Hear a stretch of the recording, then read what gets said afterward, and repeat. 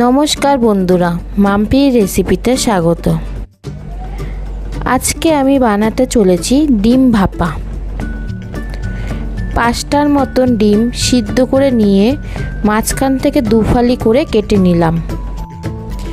মিক্সির বাটিতে দিয়ে দিলাম 2 চামচের মতন পোস্ত, কালো সর্ষে আর সাদা সর্ষে, আর দিয়ে দেবো 4 টুকরো রসুন, 2টো কাঁচা লঙ্কা। এবার মিক্সির বাটিতে এটিকে পিষে নেব। এবার কড়াই বসিয়ে নিলাম। কড়াইটা একটু গরম হয়ে উঠলে তার মধ্যে দিয়ে দেবো 2 চামচের মতন তেল।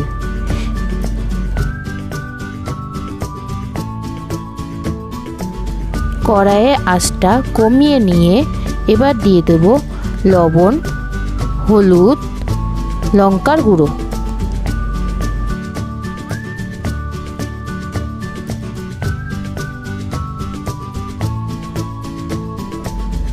এবার এটিকে নাড়াচাড়া করে এর মধ্যে দিয়ে দেবো টুকরো করা ডিমগুলো।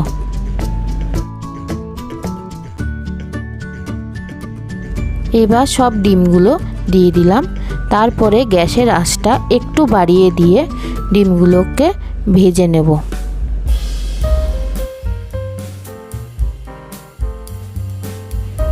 এবার ডিমগুলোকে একটি প্লেটের মধ্যে তুলে নেব। অন্যদিকে গ্যাসটা বন্ধ করে কড়াইটা ঠান্ডা করতে রেখেছি। এই যে সর্ষে বাটাও রেডি হয়ে গেছে। এবার ওই ঠান্ডা কড়াইয়ের তেলের মধ্যেই সর্ষে বাটাটা ঢেলে দেব।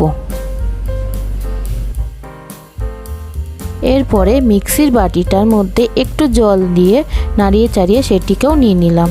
তারপরে দিয়ে দেবো 50 গ্রামের মতন টক দই।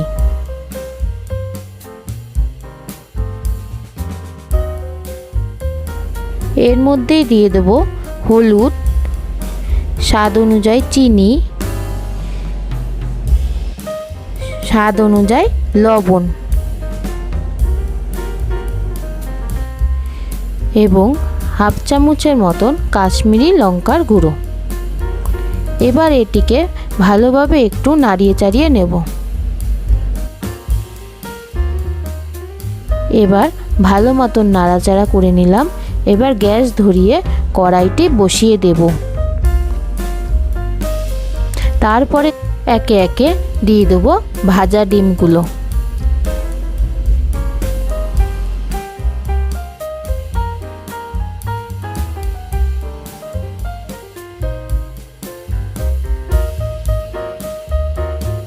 এর মধ্যে দিয়ে দেবো 2টো কাঁচা লঙ্কা।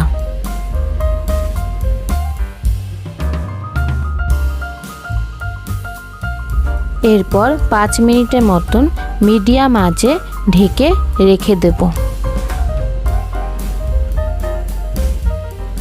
তারপরে ঢাকনা তুলে একটু সরষের তেল দিয়ে আবার 2 মিনিটের মতন মিডিয়াম আঁচে ঢেকে রেখে দেব।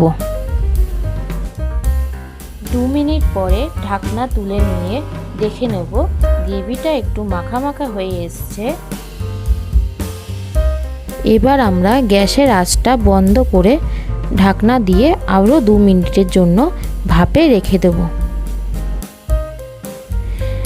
ব্যাস রেডি হয়ে গেল ডিম ভাপা।